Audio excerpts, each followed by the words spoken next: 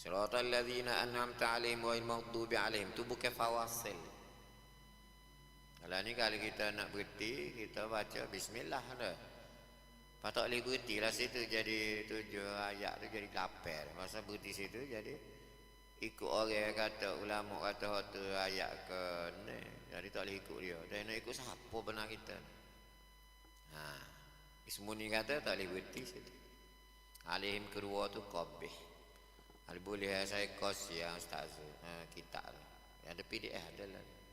Ismuni kata antara berbelah-belah qabihnya ialah alaihim kedua.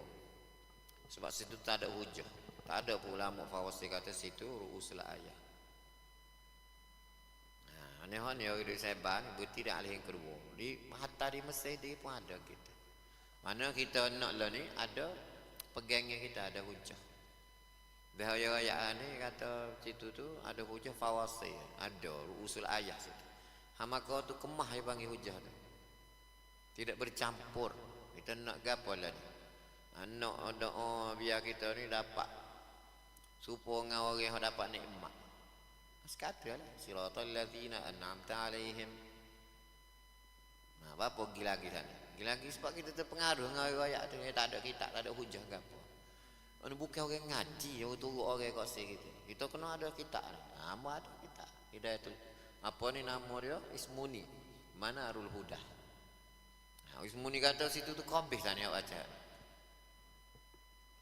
Sebab tak ada hujah. Ya boleh tahu qabih ke molek sana kan. Ada hujah dia. Hujah dia baca sana ni tak ada seorang apa pun ulama kata situ tu ru'usul ayat. Hujung ayat tak ada.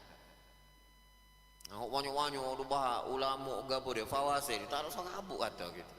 Ada. Kau pulah ke mana tahu ni